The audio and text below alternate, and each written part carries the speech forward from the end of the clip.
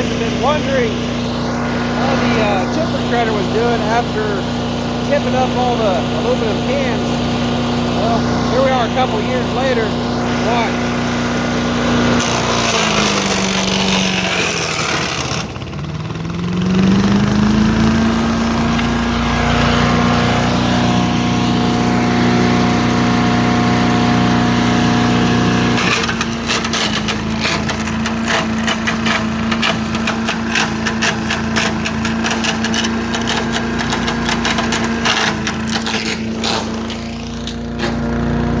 Working just fine.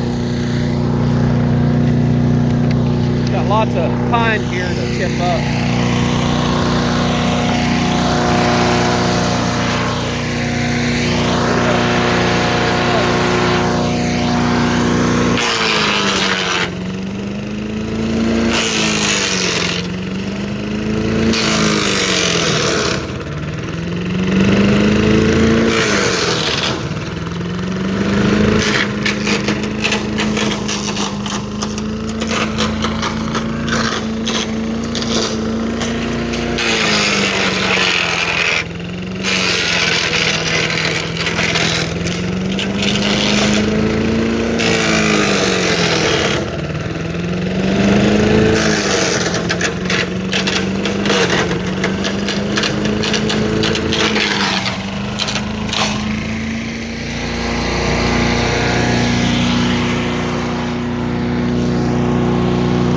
Thing's pretty loud.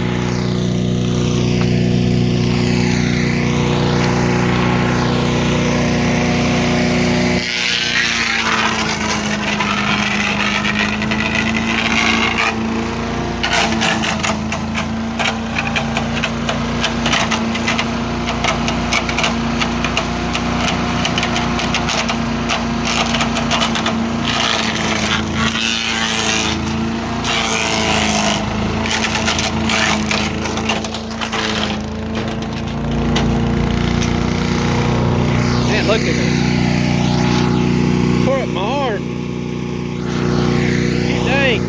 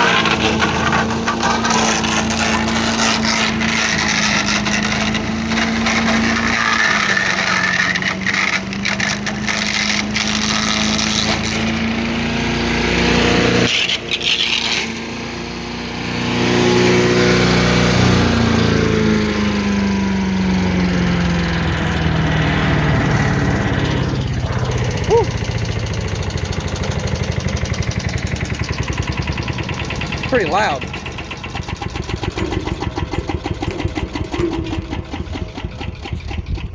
All right, guys. So after my video a few years ago, I had this chipper shredder here that I paid like $100 for.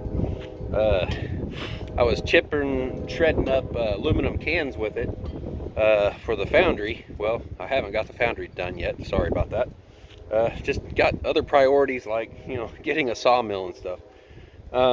But you guys have been wondering, some of you have been wondering how the chipper shredder was doing after shredding up those cans. And I'll tell you what, those cans did nothing to this thing. I can drop whatever I want down in this part right here, little blocks and stuff, and it just shreds it up, as you can see with all the stuff that's thrown all over the yard here. And this is some red cedar bark that I threw in there. You can see all the little bits and pieces of wood. I used it the other day right here, and you can see how it threw all this stuff everywhere. And we got mulch. Well, looks like even a piece of electrical tape went through. But yeah, so it still works just fine for shredding up wood and everything. I wish I'd brought my my tripod out here. Let me take this off of here and show you the mulch that I just got out of all them pine boards. I know, you guys, some of you, it's gonna be like, dude, why didn't you use that pine for stickers? Well, because it wasn't very straight, and I already have some sticker boards that are dry already that are in the kiln. I've got a few over there too, and I needed mulch for the garden and for the chickens. Oh, way more than I need stickers. I can still make stickers, but typically what I'll do is I'll take like these 1x boards right here of that oak, and I'll get a bunch of stickers out of that, because that stuff being from like the outside of the log, the way the grain goes through those pieces would make those boards really want to cup pretty bad, and that's why I cut them 1x, so I can put them on the mill, resaw them, so I'll have 1x1s for sticker material, and then I'll take them in the house and I'll cut them up, a whole bunch of them at a time, and just make a whole bunch of stickers. So anyways, here we go. Let's look at the chips here. Let me try to get them dumped out. Wow, that's heavy. It's kind of hard to do just one-handed here. Look at that. Look at that. Got a little bit of red cedar bark in there. No big deal. But yeah, that's pretty nice. I can use that for wood chips, for mulch. You know, I can put it in the mulch. I can mix it with the shavings pile that I got over there. I can put it in the chicken coop. That's probably what I'm going to do with it. So what we've been doing since I've been losing chickens, the last 2 days I lost 2 chickens, 1 chicken a day. I don't know what from. Just back here in the backyard, I just, you know, I noticed I was missing a chicken the day before. Yesterday, the chickens were raising Cain out here, and so I came out to investigate and see what was going on. And well, I was missing another chicken, but this time there was actually some feathers. It looked like a few like tail feathers or maybe wing feathers, the big long ones. And then there were some down feathers. So I don't know, I got to keep the chickens locked up for a few days, and so hopefully whatever predator is after them out here will just like go somewhere else, because I have no idea what it is. I don't know if it's the chicken hawks, those vultures that are always flying overhead. You know, they've been eyeballing the chickens, and so I've decided to keep them in here. And so what I did was I have my son use the push mower, and our push mower has a bagger on it, so he'll mow the grass, bring it in here in that bag. You know, he bags it up, puts it in the cart, brings it and dumps it in here for the chickens to dig through and eat. So that will be food and bedding for them. And I can take the wood chips and put in there with all that, and we'll mow the yard throughout the summer multiple times. And that right there is just from our fenced in area in the backyard. Well, I guess you guys might want to see those feathers. There was no blood, nothing. There was just feathers. So I don't know if we got a coyote, a fox, a dog. I don't know. The neighbor's dog was kind of chasing the chickens around the other day. I got on to her, and she went home, but I don't know that she would kill a chicken. She might. But right here, This is what I found. I picked these up, so these weren't like in a pile like this. They were just kind of, you know, strewn out like that. And like this right here, that to me looks like a feather that's, you know, got a little saliva on it or something, like, you know, something grabbed a hold of it with a mouth. Then you got some down feathers here, you know, these right here, like wing or tail feathers here. So yeah. So I lost a chicken, and the other day I was looking to see, you know, when we lost the first one, I looked all around. I couldn't find any sign of it. So I don't know, the chickens, they go way up the road up here. They don't know how to stay in their yard. So the other thing is they've been laying their eggs everywhere, like underneath this bush here, underneath that bush over there. They've been laying their eggs. My son told me right along here behind the coop, they lay them right here in these bushes and that bush right there. Oh, man, what a pain to have to go around looking for their eggs. And that's why I made this run, is so they would have more room. I know, I wish I could let them out and let them be out in the yard, but I can't sit there and watch them the whole time. And if I let them out, they won't go back in the coop until it starts getting dark. I can't wrangle them up anymore. They're not young enough to, you know. I used to come out here with my my sorting stick, and I could use it. I'd not hit them with it or nothing. I just use it to kind of guide them. And I would lead them I'd put them in the backyard, pin them up back there for a while, and then I'd bring them and put them back in here. And that worked for a couple weeks. Then they got smart and or dumb. I don't know which, but they would not go back in there for me. So they're kind of being a pain. And yeah, so the other day, what I did, I'll show you what I do with these chips. So this was straw. This is what I put in there over the winter time when it was really, really, really cold out. I put the straw in there for them for bedding underneath in there, and we had, you know, boards all around that and everything, heat lamps and everything. But I put straw in all that right there. Well, you know, their droppings get on it and everything, and it makes for good fertilizer. So I spread it out on this right here, and they've been digging through it, and that's the only reason it hasn't really grown up. But I don't know.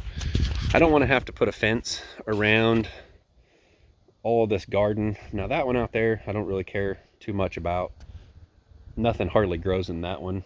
So I'm kind of thinking about digging everything out of that, bringing that soil, and just making this a little bit deeper soil here, and planting right here. I've got to get a few more cattle panels to put up, because green beans, you know, snap peas and stuff, whatever, that's what I really like growing. I don't mind eating green beans and stuff like that. So and I really like the peas. So what I'll typically do is pull those out. See, there's one of them hawk birds. That sounds like a crow though, that one there. We have some chicken hawks though, great big ones that fly around here. That's what I think is attacking my chickens. But that one, it looked like maybe a dog or a fox or a coyote got a hold of that one. So I don't know. Anyways, I'll be using the bedding out of there. We'll put grass clippings in there for them to eat, so they can get a little bit of that, and put the wood chips in there. They'll probably eat the wood chips too, but you know, they always come out the other end, ends up back on the ground. So we'll be able to use them for fertilizer. I may start selling the fertilizer from their coop. So the chickens have been out here digging through all this. They've tilled it up pretty good, but I think I need to go through and pull up a lot of the weeds and stuff, and I need to get that planted. I don't know if we're going to get another a freeze.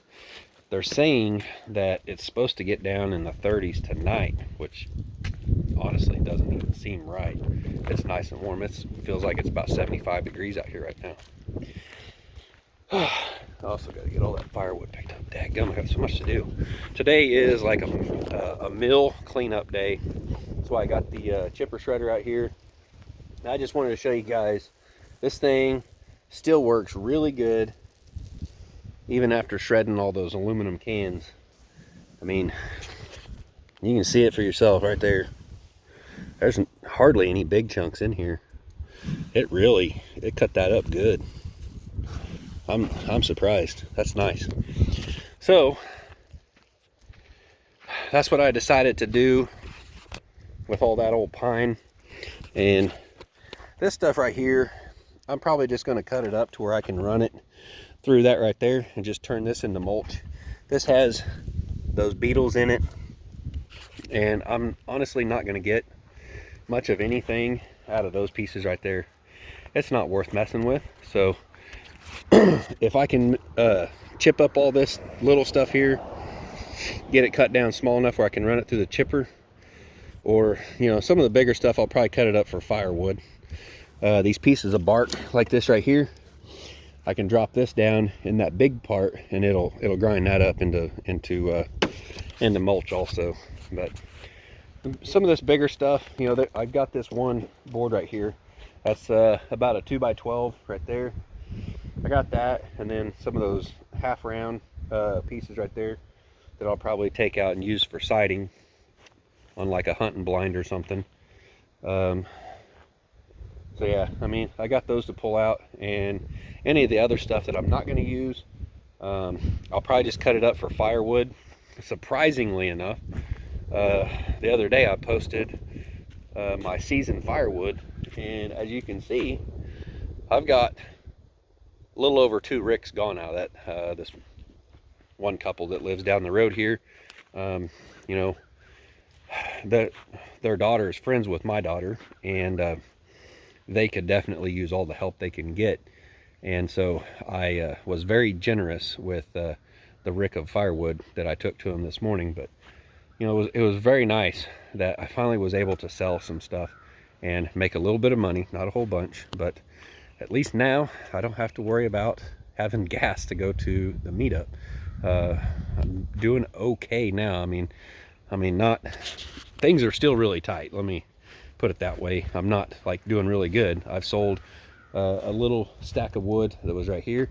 So I mean, yeah, I've got to keep after it. I got to keep milling and keep posting the wood for sale out there. And I've also got to start doing some woodworking projects, because like this stuff right here that you would make a table out of, I don't know, there's just, in my area, like in my immediate area right here where I'm at, there is not a whole lot of woodworkers around here. And some of them that are around here, there's one that's about 1.5 miles from me. I don't know if he's already got a supply of wood. He just, he's only come out here a couple of times for a couple of special pieces of wood. And I don't know that he even does big things like tables, like tabletops and stuff. So that's kind of what this stuff here is supposed to become. I'm kind of thinking about making some workbenches, some woodworking workbenches, and selling them pretty darn cheap actually. But that right there is some really nice wood for some tabletops and stuff. So I've got to really get started on making some tables, really get my name out there. Like when people start seeing that you make tables and stuff, I hear that is when things start turning around for you. But you have to be specialized, in order to make it in this world of woodworking and stuff. That's what I found out myself. I see a lot of people in my areas like, man, I make this stuff, and they make some really nice stuff. There's some really nice woodworkers out there that use the I don't know what they call it, lignum or Lichtenberg. Lichtenberg, is that what it is? The burner. It's super dangerous. Basically where you take an inverter thing out of a microwave, or a transformer out of a microwave, and you use that to, that and salt water to, make the lightning burns and stuff in wood. He does that with epoxy, the colored epoxy and stuff, and it looks really nice.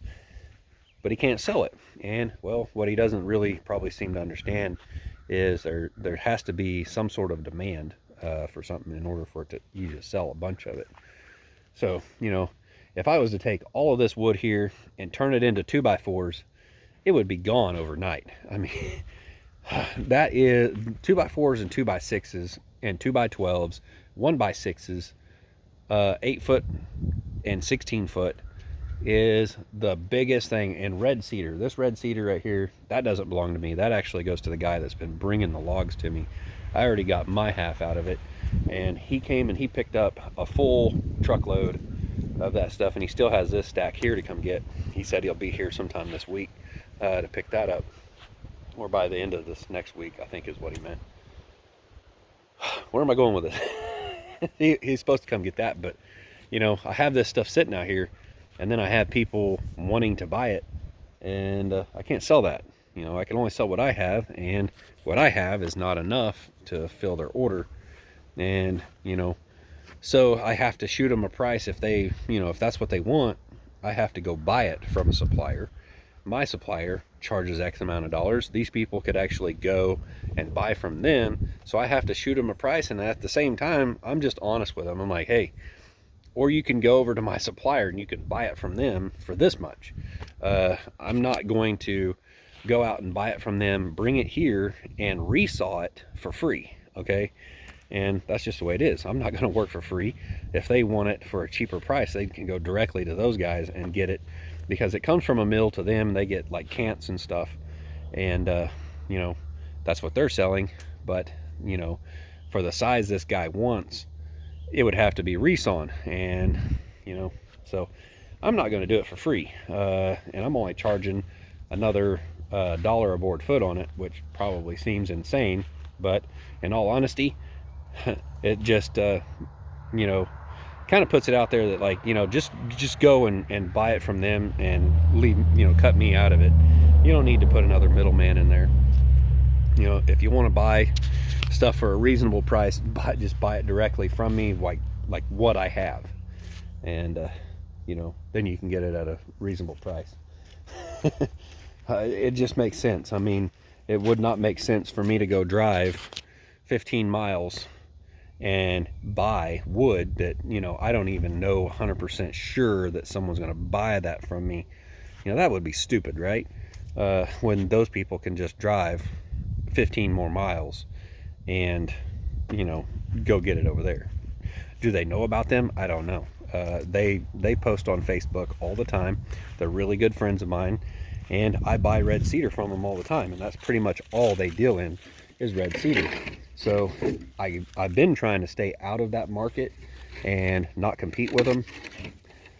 But you know, when you have cedar coming to you, you know, virtually for free, I mean, it doesn't cost you any cash out of pocket. All you have to do is work for it, you know, mill up some trees, or logs I should say, and you get your, you know, get the lumber from that. You know, that's a big deal. If I don't have to pay cash money out of my pocket, you know, the thing is, like, that cedar could take a while to sell. I see how much those guys have. They have truckloads of it over at their place, you know, my suppliers, and they have a hard time selling it. Probably because they're kind of out in the middle of nowhere. I don't know. People drive by here all the time. They see what I have, and they pull in every once in a while, and they start asking, you know, how much for this, how much for that, you know. So yeah, anyways.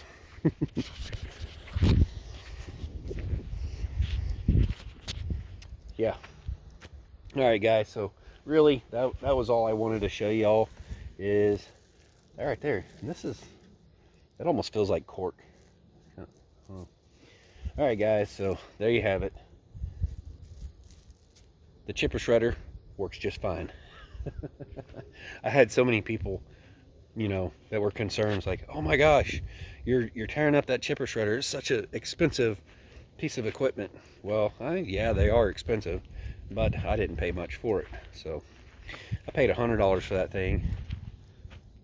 One guy, he used it one time, and then he sold it for $100 to me. Go figure. But yeah, it was a great deal, and I will be using it to shred more cans in the near future. So guys, don't worry about aluminum cans tearing up the blades in this thing, because I had it apart. I took it apart yesterday and had all this down here apart, and inspected it, and it looked good. So, yeah, I'm pretty sure the cans didn't do anything to it, even though they did clog it up. It was just because I fed too much in it at one time, and then yesterday I clogged it up. I had already ran this stuff through once, this bark from the red cedar, and I took a big clump of it, like big old 2 handfuls, put it all in there at once. Well, that was stupid. So all of that right there was in there at once, and it clogged it up.